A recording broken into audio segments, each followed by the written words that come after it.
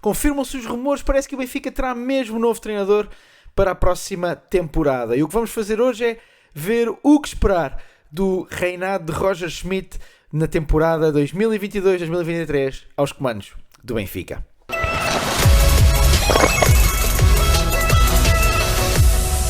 Seja bem-vindo a mais um vídeo aqui no canal. Hoje pegamos na simulação de 5 anos que fizemos do Roger Schmidt ao comando do Benfica, e se a quiseres ver depois vai aparecer aqui o cartão, é só clicar, mas pegamos nessa simulação e olhamos especificamente para a época 22-23, que será a próxima época, a época em que na vida real o alemão estará, ao que tudo indica, a comandar o Benfica. E vamos tentar perceber que jogadores é que poderão ter eventualmente oportunidades, que sistemas táticos, que forma do Benfica jogar é que podemos esperar para a próxima temporada. Antes disso, duas coisas. Muito obrigado pelo suporte e o apoio que tenho recebido, dezenas de comentários, e o canal tem crescido em tudo devido à vossa ajuda, às vossas sugestões. Sempre que quiseres deixar um comentário, uma sugestão, seja bem-vindo, força, escreve aí, e se quiseres seguir-me, podes também fazê-lo no Twitter, ou lá podes falar comigo, interagir comigo e deixar as tuas sugestões e comentários, vai aparecer aí o handle. E em segundo lugar, já sabes, deixa aí o teu like, subscreve o canal, é sempre uma ajuda e uma forma de sinalizares que este é um conteúdo que te agrada, e ao carregares também no famoso sininho, nas notificações, saberás sempre que lanço um novo vídeo. Posto isto, vamos então analisar esta temporada 22-23 do alemão ao comando do Sport Lisboa e Benfica. Vamos ver, em primeiro lugar, os atributos do Roger Schmidt no final desta segunda época. Se tu viste a primeira experiência onde eu fui ver o resultado ao fim dos 5 anos, aliás, vai aparecer aqui, se ainda não viste, podes dar uma olhada. Podemos ver que há 3 coisas onde o Roger Schmidt se destaca em termos da pontuação na sua capacidade de treino, na forma mental, ou seja, na forma como lida com os jogadores mentalmente. Na vida real poderá ser eventualmente importante saber lidar de forma apropriada com cada situação de cada jogador. Depois, no treino ofensivo, e de facto daquilo que eu conheço na vida real do Roger Schmidt, quer do trabalho do PSV, quer do Leverkusen há alguns anos, é de facto um treinador muito, muito ofensivo e com uma equipa sempre com tração à frente, como costumamos dizer, e o trabalho com jovens é muito, muito bom, e de facto ele tem ao longo do tempo, especialmente no Leverkusen, lançou um grande número de jovens, e se tu viste essa experiência, é uma das coisas interessantes, é ver a quantidade de jovens que aqui no jogo do Benfica o Roger Schmidt acaba por lançar ao final dos tais 5 anos da experiência que nós fizemos no vídeo, e volto a dizer, se quiseres podes ver, aí é só clicares em cima. Por isso, estes são 3 atributos muito altos para o Roger Schmidt aqui no jogo. Podemos ver que a formação preferida é este 4-4-2, com eventualmente um 4-2-3-1 e num estilo tiki-taka. Bem, eu não sei, vamos ver, não sei como é que, nesta segunda época já agora o Benfica, se te lembras, ficou em segundo lugar atrás do Porto, salvo erro, ficou a apenas 1 ponto do Futebol Clube do Porto. Eu vou confirmar, exatamente, 83 por 84 pontos, não marcou muitos golos, 69, 25 golos sofridos é bastante razoável para a realidade da Liga Portuguesa. De facto tem menos marcados e mais sofridos do que o Porto, mas vamos ver agora como é que o Benfica jogou em alguns dos jogos mais importantes da temporada, e depois vamos ver quem é que foram os jogadores mais utilizados em cada posição e ajudar aí também com um pequeno grafismo. Vou dar aqui, por exemplo, uma olhada na meia-final da Europa League, na segunda mão com o Napoli, em que o Benfica perde na meia-final nos penaltis, ganhou 2-1 fora, perdeu 2-1 em casa.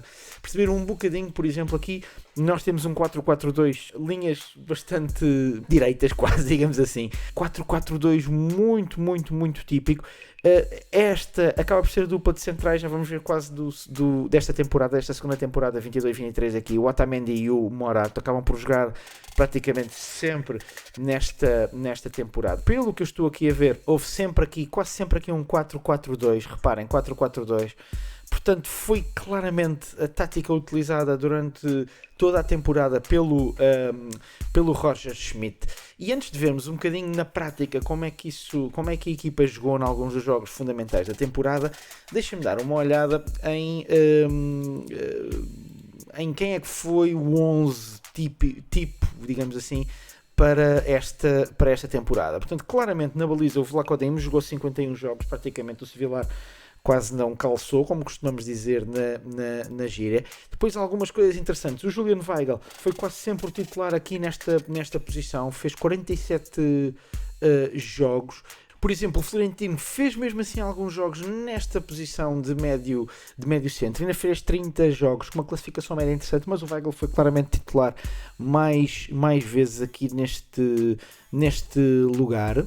E depois, na segunda posição de meio campo, alguma surpresa, porque apesar de haver João Mário, quem é mais vezes titular jogando 34 jogos é o Paulo Bernardo, que acaba por fazer 34 jogos em toda a temporada aqui nesta posição de segundo médio a seguir ao Weigl, o que é muito interessante porque é um jogador como João Mário que tem até provavelmente se calhar características um bocadinho melhores nesta fase do jogo, mas de facto isso vai um bocadinho ao encontro da tal capacidade que parece que o Roger Schmidt tem de lançar muitos jogadores novos, o que na vida real poderá vir a ser interessante. Lá está, apesar João Mário, apesar destas características muito interessantes, por exemplo, reparem bem na comparação com um jogador como o Paulo Bernardo, o João Mário tem, em termos técnicos, em termos de ataque, parece ser um jogador mais completo, mas depois em termos defensivos, em termos mentais, o Paulo Bernardo é superior e provavelmente isso terá ajudado um bocadinho, lá está, e com a questão também da própria capacidade do Roger Schmidt em colocar mais vezes jogadores mais novos a jogar. Reparem, o João Mário acaba por fazer apenas 23 jogos ali nesta posição e acaba até por fazer alguns jogos, quer do lado direito, quer do lado esquerdo do meio campo, e esta para mim acaba por ser um bocadinho a surpresa ter sido o Paulo Bernardo muito mais vezes a jogar naquela posição de segundo médio do que o João Mário. Mas voltando à defesa agora, aqui não há surpresa, o primeiro central do lado direito acaba por ser a maior parte das vezes o Otamendi, com 41 jogos durante toda a temporada, e acaba por fazer também uma boa temporada, com 7,21 de classificação média.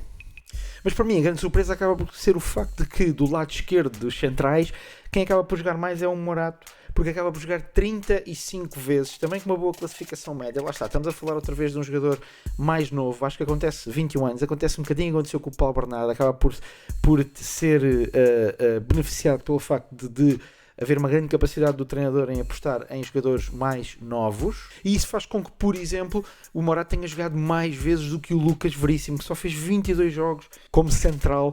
Provavelmente também creio que estará associado ao facto do Morato ser um esquerdino e o Lucas Veríssimo não ser um jogador que joga, apesar de jogar razoavelmente bem com o pé esquerdo, mas é um destro, e portanto acaba por ser a equipa tipo, acaba por ter o Morato aqui deste lado esquerdo dos centrais. Depois, do lado esquerdo da defesa, mantém-se o Grimaldo como um jogador absolutamente fulcral na estrutura do Benfica, aí não há uma grande diferença em relação ao que é habitual, fez 40 jogos nesta temporada. Agora, do lado direito da defesa é que há algumas coisas interessantes, porque o Valentino Lázaro aqui no jogo manteve-se no Benfica, ou seja, foi contratado em definitivo, coisa que na vida real, segundo se diz, eventualmente não irá acontecer, mas o Valentino Lázaro até jogou mais como médio direito, 19 jogos como médio direito, 16 jogos como defesa direito. Ora, tendo em conta que o Benfica não contratou ninguém para a posição de defesa direito nesta segunda temporada, seríamos tentado a pensar que teria sido talvez o Gilberto, mas isso também não aconteceu porque o Gilberto fez 15 jogos. Portanto, o Valentino Lázaro faz 16 como defesa direito, o Gilberto faz 15 como defesa direito. A minha pergunta é quem é que terá sido então o defesa direito na maior parte dos jogos do Benfica? E há aqui uma enorme surpresa.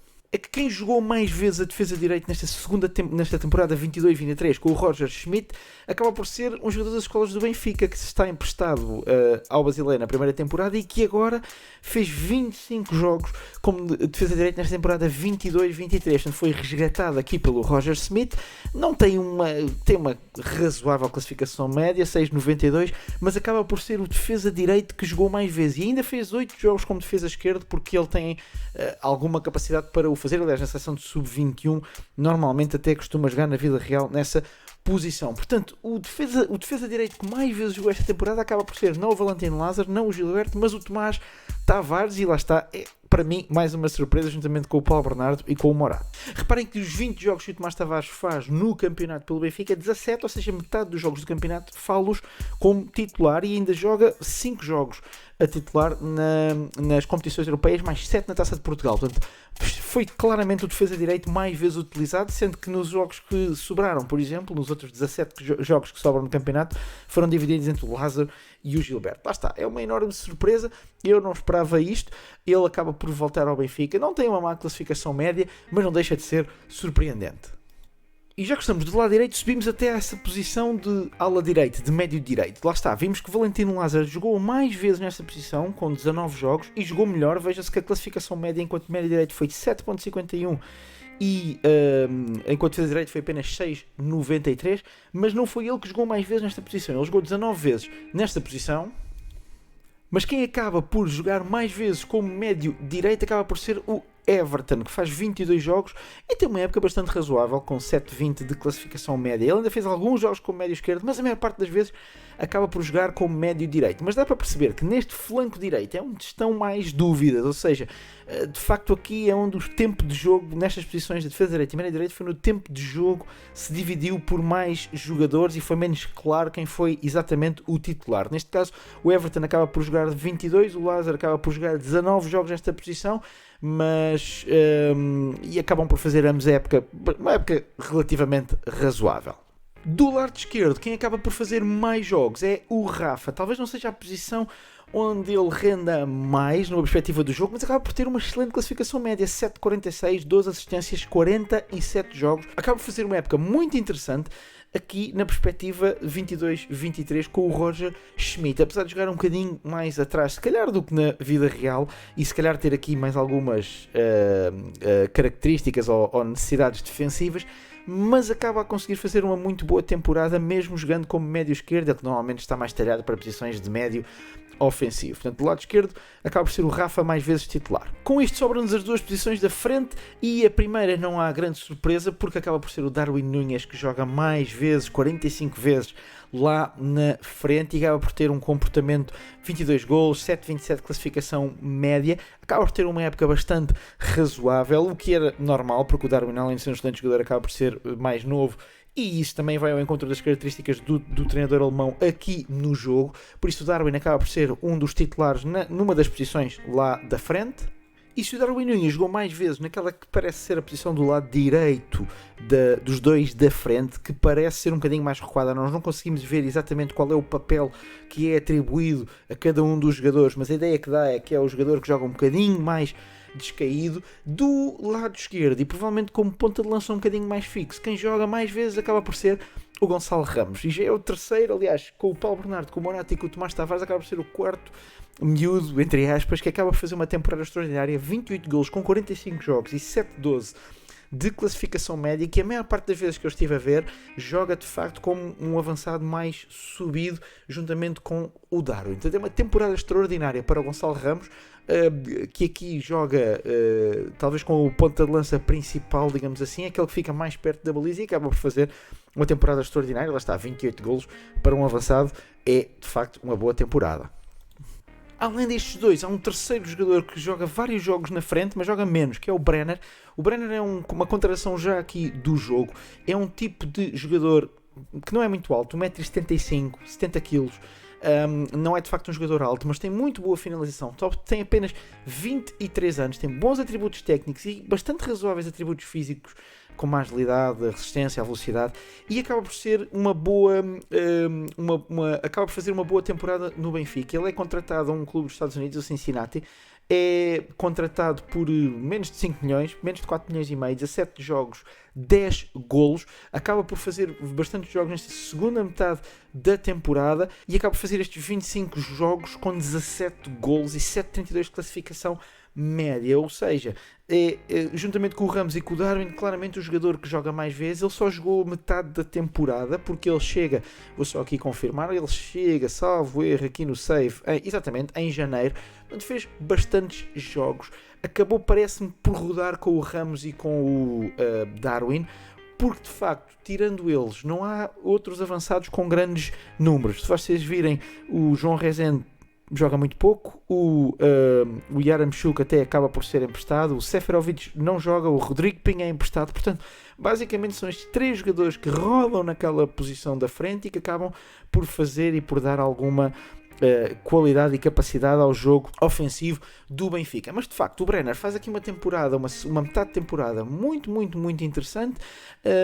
Lá está, não é um jogador muito rápido, e o que nós vemos aqui é que é alguém que tem um bom trabalho sem bola, lá está, novamente as características físicas, boa finalização, portanto é um jogador interessante do ponto de vista, obviamente, atacante, mas também com uma técnica razoável, alguma velocidade, vocês virem aqui neste diagrama, fraco no jogo aéreo. Portanto, a ideia que dá é que o Roger Schmidt não precisa, o Gonçalo Ramos e o Darwin também não são propriamente jogadores muito conhecidos por um jogo aéreo absolutamente extraordinário, portanto parece-me que não há grande ideia de despejar bolas para a área, ideia de jogo relacionada com cruzamentos, por aí fora, o que não deixa de ser interessante.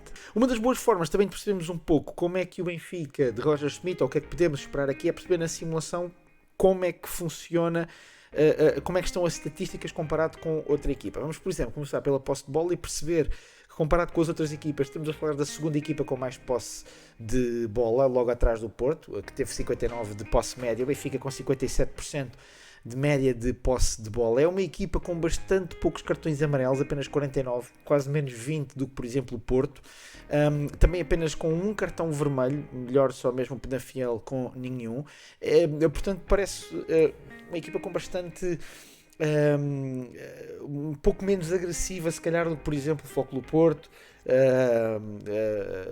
Portanto, aqui parece-me que há alguma diferença em relação aos rivais. Por exemplo, defensivamente, o Benfica é a segunda melhor defesa, com 25 golos, mas é a melhor defesa no XG, ou seja, é a equipa que menos expected golos, golos esperados, os adversários criaram. Veja-se que o Porto sofreu menos golos, sofreu 19, mas tem 30 e quase 33 golos esperados sofridos. Portanto, o Benfica acaba por sofrer mais golos, mas proporcionar muito menos oportunidades de golo aos adversários. Apenas um golo sofrido de canto, 2 golos salvo erro exatamente de livre direto. Depois, lá está, estamos a falar da equipa que comete menos faltas, só o Estoril comete menos, com 391, o Benfica só cometeu 394. Reparem que o Sporting comete 443, portanto, quase mais 50 faltas, e o Porto 469.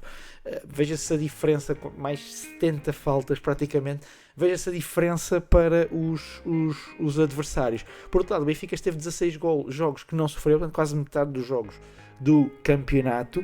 É uma equipa, em termos dos desarmes, que até nem está mal colocada, fez 453 desarmes e ganhou, estou aqui a ver, ganhou quase 3.600 vezes a posse de bola.